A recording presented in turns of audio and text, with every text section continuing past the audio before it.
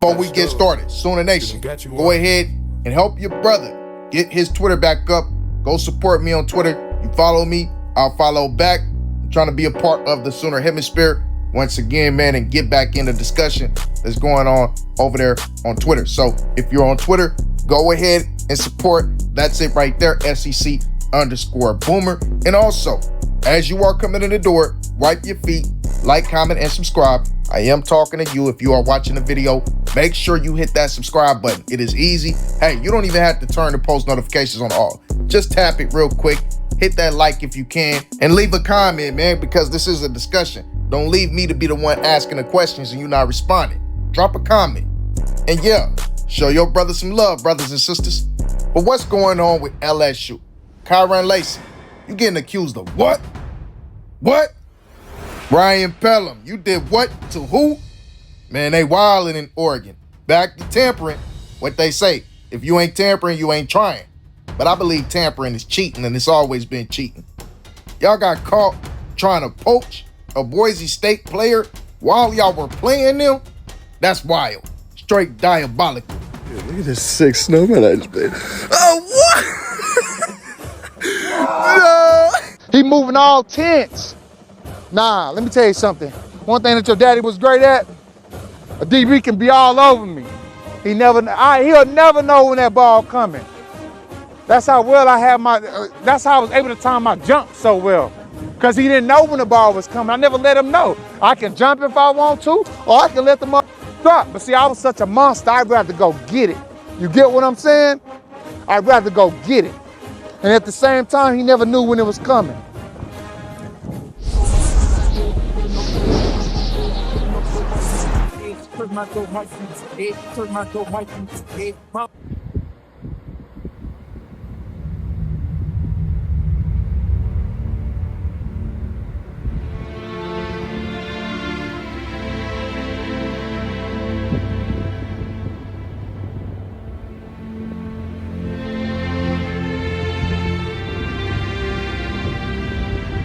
May not seem like much to y'all, but to me, it screams home.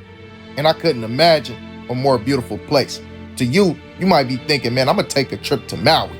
But for me, I'm gonna take a trip back home, Norman, Oklahoma, Palace on the Prairie, where everything is luxury in my eyes. I'm talking Heisman Park. When that snow hit them statues, the vibe of excellence just permeates off of them. That's all you get when you walk around this campus. Look at this, man. Tell me that don't get the competitive juices flowing. That make you want to go out there and compete, don't it? That make you want to be your best, don't it? That make you want to strive for excellence, don't it? That's why we play like a champion every day. Not just on the field, but off of it.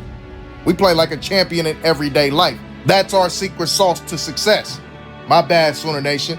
I know I just gave it away, but I know that what we do cannot be replicated. You have to be bred in this. You have to be born for this. That's why the Notre Dames can't play like a champion. But congratulations to them.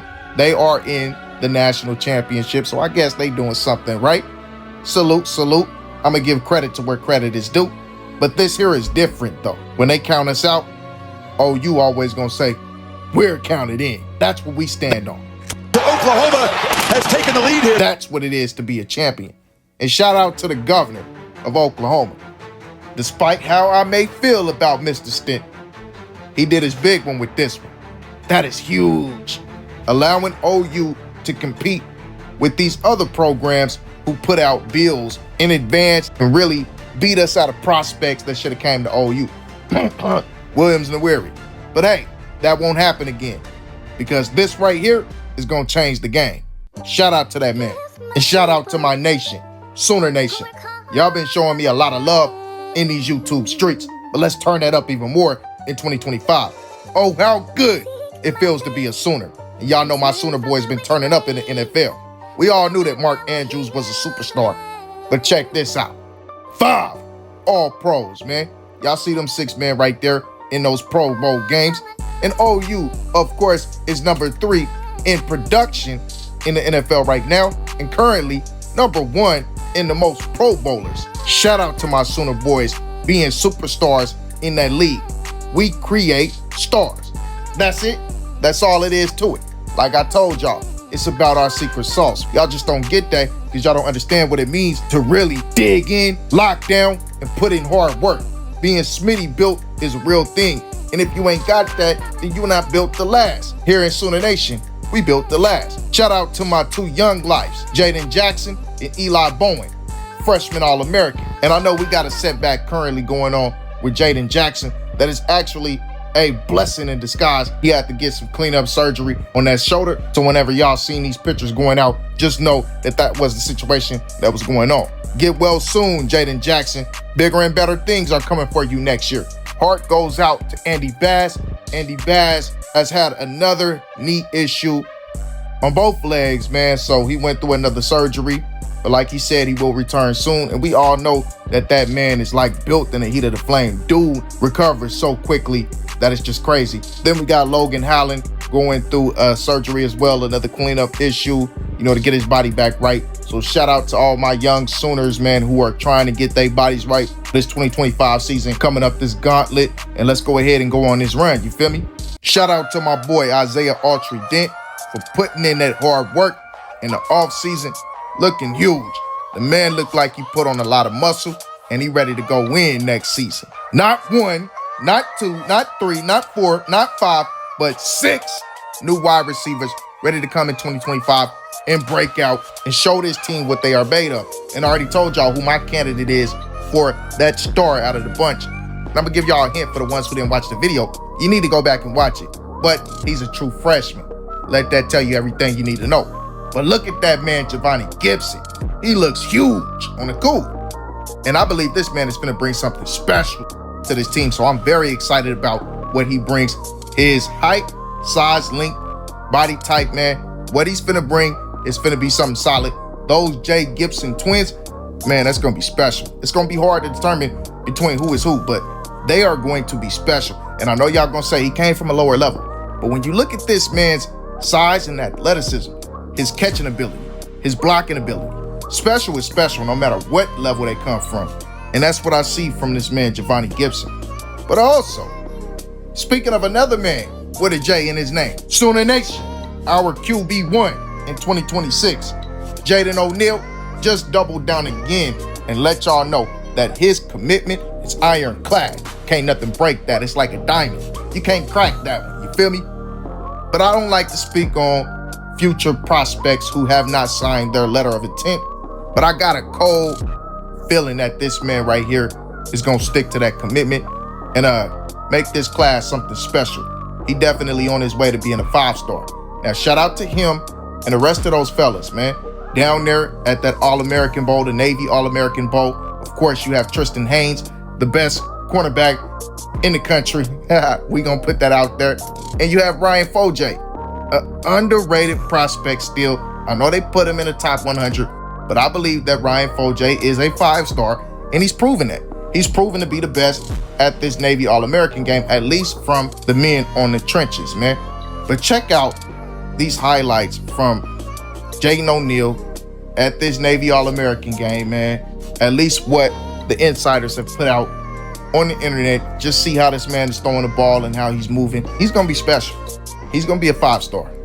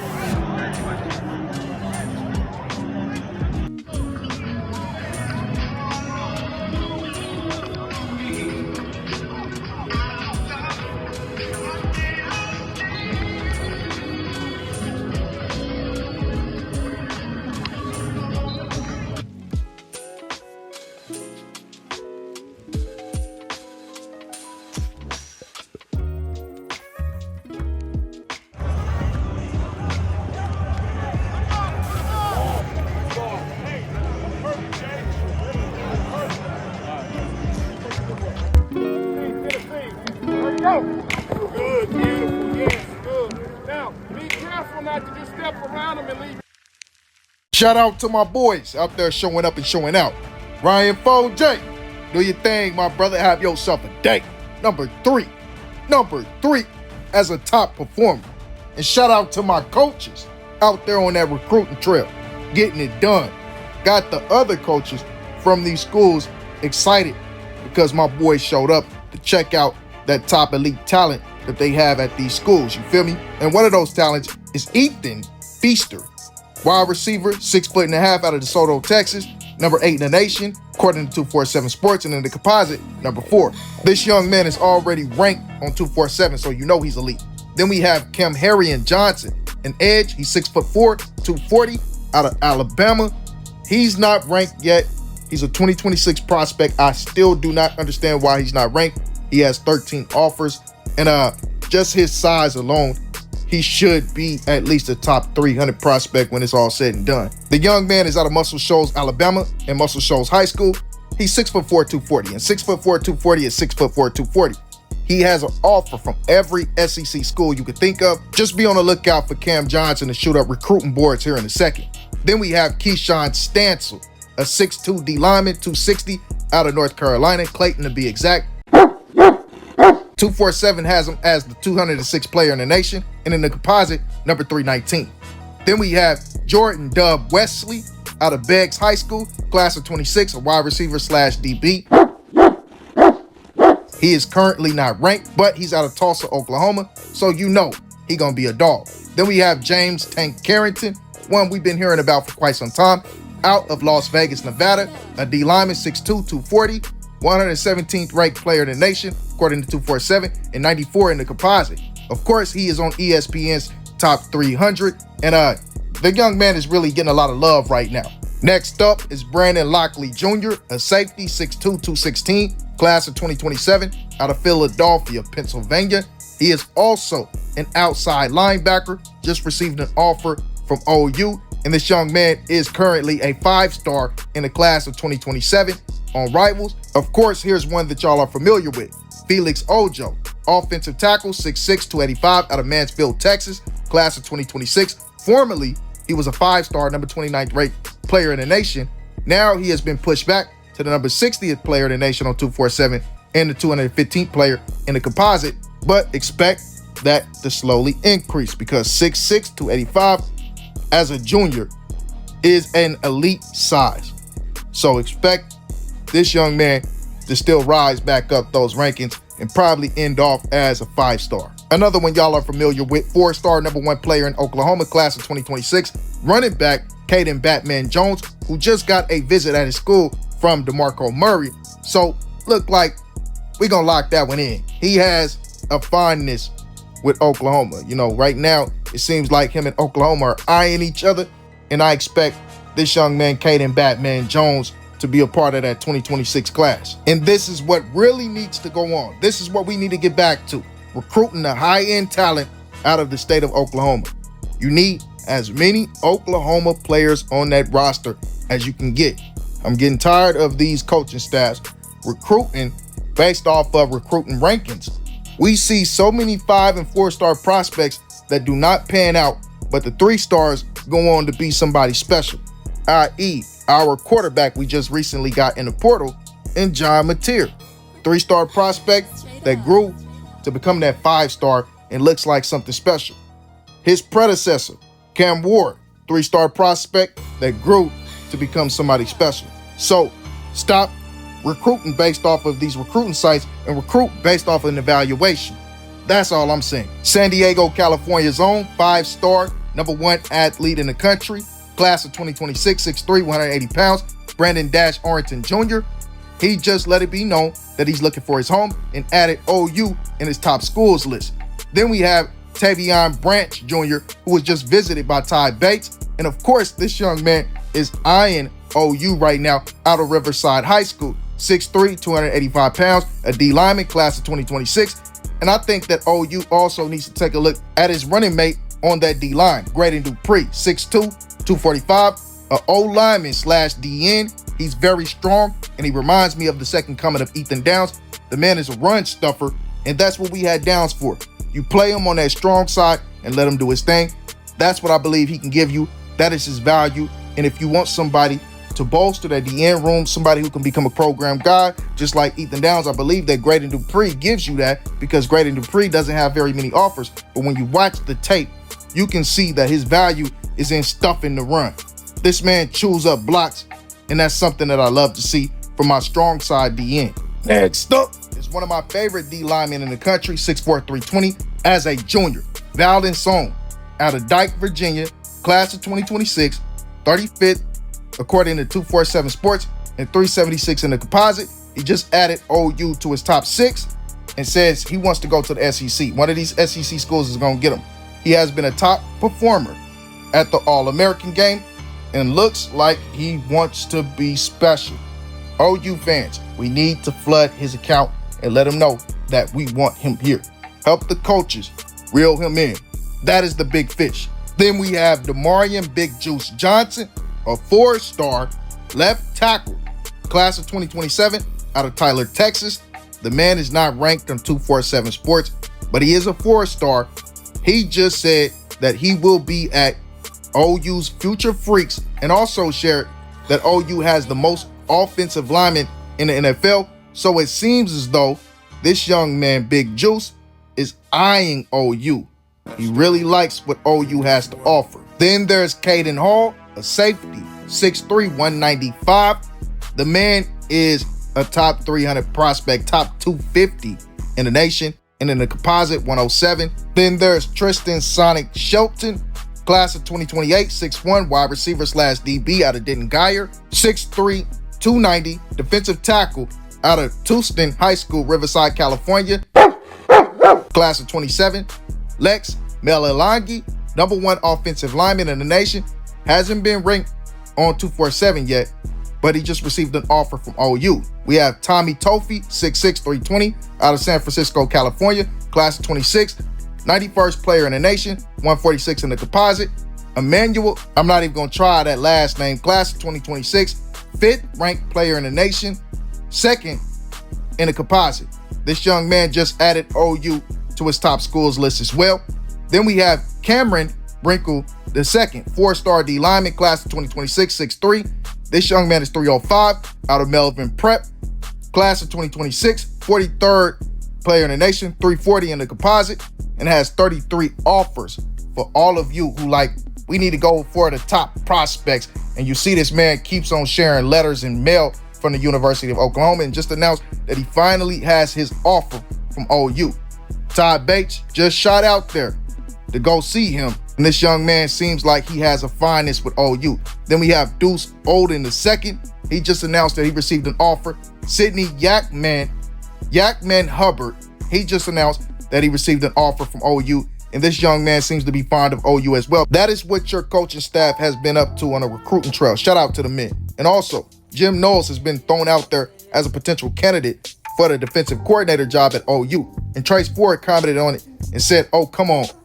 The man said that he had conflicting feelings. He would be excited and also sad. Excited because he loves Jim Knowles and would run through a brick wall for him. And sad because he doesn't have any more eligibility to be able to play for him. That would be special. That would be a great, significant move if Brent Venables could reel in Jim Knowles out of Ohio State. Offer this man as much money as y'all can, because Jim Knowles is elite. And what he did against Texas yesterday was crazy. It was crazy, man. But we all knew that Jim Knowles was special. He was special at OSU, and the man continues to be special at every stop that he goes to. So if we can reel in Jim Knowles, I'm telling you, that would be the biggest hire of the Brent Venables era, and the SEC would be in trouble. But we're going to come back to Ohio State because I got to speak on that right quick. On a side note, class of 2027, former OU commit Zane Rowe, who decommitted about a week ago. I commented on one of his pictures and told him that he will forever be a Sooner and we will forever support him. We know that he going to come back to Sooner Nation, basically. And what he did was he liked what I said on that comment. So take that for what you want to take it as. I believe that Zane Rowe will be committed to be a Sooner still, as long as he knows that this coaching staff will still be here. So, I mean, hey, Take that for what y'all want to take that as. But Zane Rowe is a huge commitment for OU. We need Zane Rowe. Zane Rowe is a special talent. That boy is built like no other young man his age in high school football currently. But first, I want to say this. I woke up the day that Carson Beck announced that he would be entering the transfer portal. I looked on 247 and on On3, and I seen this.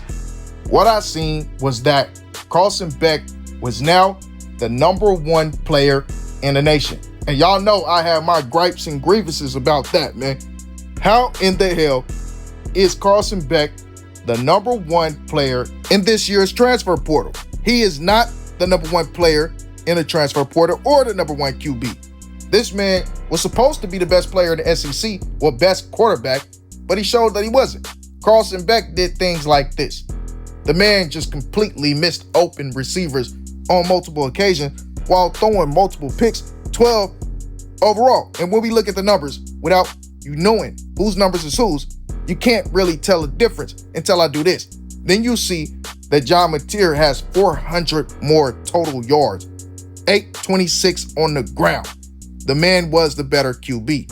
How did they have Carson Beck with an 80 QBR, and then they have my boy John Mateer with a 70 QBR when John Mateer was clearly the better quarterback and only in his first year of starting? When you look at the raw numbers side by side, you will see that Carson Beck only got worse as time went on. 60% he started out with in September. By December, he was down to 53.6%. When you look at John Mateer's numbers, you will see in September he started out as 57.4% and ended in November at 72.4%. And when we go to the game logs and we look at it game by game, after John Mateer had a 48% completion percentage midway through the year, after that, everything went up. It all went up. He never went back down. He had a few bad games and never went back to playing like that again. All of those bad games was before October 12th, that 48% game. After that, his numbers mirrored Baker Mayfield numbers. The man averaged around 73% completion percentage. That is amazing. That man was next level, a superstar. Then you factor in the rushing yards, and you just see an all-around elite player. Carson Beck's numbers started to fluctuate throughout the year, and the closer and closer he got to those tough games in December, things started to look worse and worse and worse, to the point where he dropped a 53% completion percentage game in his final game against Texas. That man, hey, he's not the #1 quarterback in the portal. The proof is in the pudding. The numbers, they matter. The numbers back that up. So how does he have an 80 QBR, an 8th ranked player in the nation in QBR, and John Mateer has a 70? That QBR shit from ESPN is just straight up BS. That's all it is, man. Nobody knows what really goes behind that. That's all about perception and what they think. See, once again, man, this was a way to go ahead and try to take jabs at OU. If John Mateer didn't go to OU, if he went to Texas, Alabama, Georgia, wherever else, that man would have been the #1 player in the portal and a 5-star on 247. But since he went to OU, you know they got to punish him. But let's go ahead and swap those. Yeah, that looks a lot better. I like that a lot better. Yeah, y'all better show my boy some love. I can't stand y'all always taking jabs at my program. You feel me? But it is time for us to take jabs at another program, those Shorthorns. Shout out to Ohio State for giving us a late Christmas gift. And I do want to say this, man. Texas lost 3 games this year. Have y'all thought about that? Every one of Texas' toughest games, Texas lost. 2 games against Georgia, and then against Ohio State. So how is it that anybody thought that Texas could win a national championship? Them boys played the weakest schedule in the country. Them and maybe Notre Dame. So they didn't have to play the very high-end talents, man, that really test you, test your endurance, test your mental fortitude. They didn't have to play those type of games, those dog fights that cause injuries. You feel me? Even in those games, Texas still could have lost. It came down to a couple plays. The Arizona State game, hey, we all know the controversy with that. Clemson had a chance. Let's be real. Georgia whooped their ass twice. But if y'all remember the Texas A&M game, Texas A&M had a chance. They only lost by 10. Arkansas State had a chance. They only lost by 10 as well. Georgia, once again, whooped their ass. Vanderbilt lost by 3. One play. So in a couple of these games, at least 3 of them, Texas should have lost. Of course, they handled business where they should have, and whether you win by 1 or 100, it all looks great at the end of the year. So, can't knock them for that. But I will say, seems like somebody at the top is really trying to push Texas to be some type of powerhouse that we here in Sooner Nation know they are not. The only time they can beat us is whenever we have some deficiencies. They can't beat us at full strength. We know that. We know that. But for some reason, the ball just has not been swinging our way. Hopefully in 2025, we get everybody back full health. And if Texas beat us at full health, the full strength of our roster, I'll give them all the credit they deserve. I'll give them credit for their wins. But I would give them full credit for locking in, putting their fingers down in that turf, and really beating us man to man. I'm just saying. But y'all let me know how y'all feel, Sooner Nation. On that note, I'm going to get up out of here.